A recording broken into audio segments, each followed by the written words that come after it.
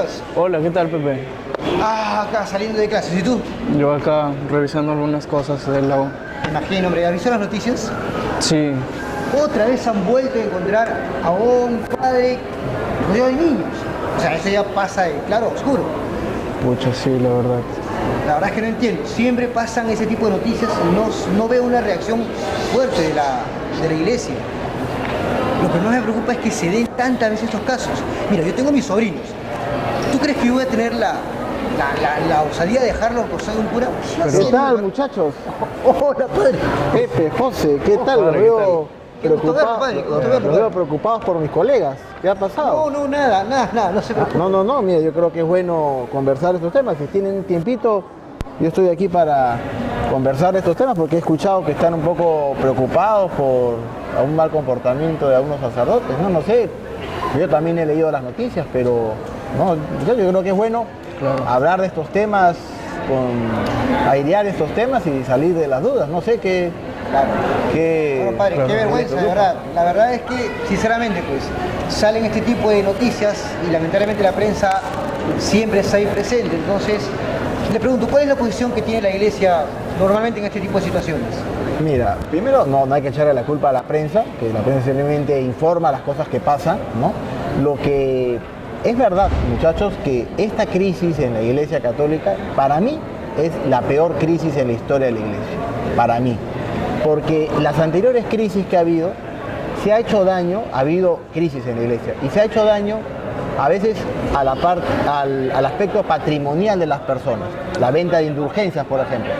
Se vendía el perdón de Dios y se le sacaba dinero a gente pobre, a veces, ¿no? A veces se ha mandado a la hoguera a gente, ¿ya? Pero que en cierta manera tenían, voy a decir, cierta culpabilidad, digámoslo así. No era gente 100%, está mal, es una crisis, no estaba bien condenar a la hoguera a las personas, juzgarlas, etcétera, ¿no? Por sus ideas, por sus creencias, ¿no? Pero esta vez la crisis, o mejor dicho, el daño se ha hecho a gente inocente, que no tiene culpa de nada. Al contrario, gente que se ha acercado a la iglesia a buscar al amor de Dios, que se ha acercado a la iglesia buscando creer en Dios, recibir una orientación moral y han recibido no una desorientación, sino un daño moral, como digo, en gente muy inocente. Por eso digo, por la calidad del daño, por las personas que han recibido el daño, para mí es la peor crisis en la Iglesia Católica.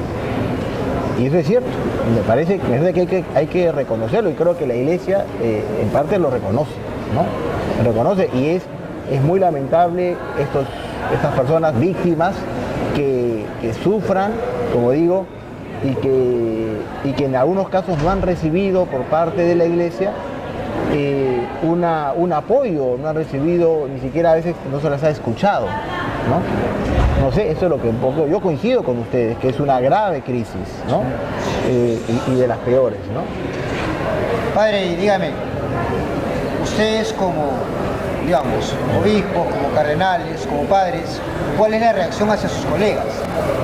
Sí, mira, bueno, la reacción de los colegas, primero hay que ver que es un porcentaje minoritario de sacerdotes los que han actuado, o sea, se habla de un 2-3% de todos los sacerdotes del mundo, ¿no? Estas crisis o estos ataques a la inocencia de las personas ha aparecido en estos 50 años, ¿no? Se habla de miles de sacerdotes, pero es que habían cientos de miles de sacerdotes, pero eso no reduce, no rebaja, ¿no? La importancia o la gravedad del suceso, ¿no? Pero sí ha llevado a la Iglesia a que ahora, por ejemplo, en la Iglesia Católica hay un documento que manda denunciar estos casos. O sea, ya el año pasado se aprobó que en la Iglesia Católica no es una obligación moral denunciarlo, sino una obligación legal. Aquel persona, por ejemplo, si yo me entero de un mal comportamiento de un sacerdote, tengo la obligación legal de denunciarlo. Y si no lo denuncio, a mí me hacen un proceso penal en la Iglesia. Es un gran avance, porque antes se decía que es una obligación moral, pero no legal. O sea, estás como obligado moralmente, ¿no? Pero ahora no. Ahora ya la Iglesia procesa a aquel sacerdote que no da la información teniendo la información fidedigna, ¿no? Entonces, por ejemplo, ese es un avance, ¿no? Y en el caso, porque también se da que sean denuncias falsas. Sí, también en algunos casos ha habido denuncias falsas. Sí, es verdad que en algunos casos se ha querido hacer un daño mediático a la iglesia. En fin, hay muchas razones humanas de gente que se opone a la iglesia por distintos motivos, ¿no? Pero una cosa importante es ver que el gran problema, algo que hay que aprender de estas cosas, pienso yo, es que la impunidad llevó a los sacerdotes a hacer estas cosas. Los sacerdotes que actuaron mal, creían que no les iba a pasar nada. De hecho, hicieron, pensando que no les iba a pasar nada, porque tenían como una protección de impunidad, tenían un abuso del poder.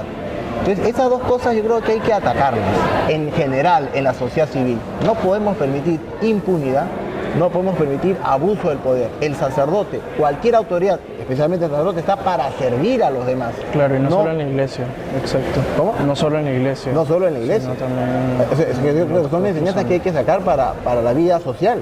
La autoridad está para servir al ciudadano. El sacerdote está para servir al pueblo, a las ovejas, ¿no? A las personas, no está para que las ovejas sirvan al pastor, ¿no? Entonces hay que sacar, yo saco esa conclusión, y eso también lo ha dicho el Papa, que ha habido un abuso de poder, lo que el Papa llama clericalismo, el clero que se cree superior al resto y abusa, ¿no?, de las cosas económicas, que pide plata, ¿no?, el sacerdote, ¿no?, que pide favores, ¿no?, para él, ¿no?, o en este caso peor, ¿no?, para sus bajos instintos, ¿no? Entonces yo creo, muchachos, que sí, yo creo que es bueno hablar de estos temas, no hay que ocultarlos, ¿no?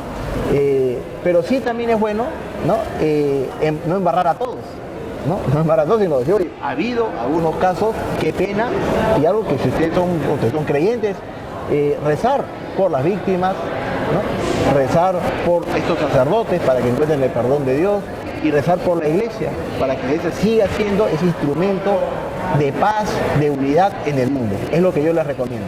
Y también les recomiendo a los amigos de Quaestio, para que ellos también puedan encontrar respuestas en las conversaciones con los amigos, en las conversaciones con algún sacerdote, que puedan ellos también, yo los invito a rezar por la iglesia, porque la iglesia es un instrumento de servicio a los demás, especialmente a los más pobres y desvalidos.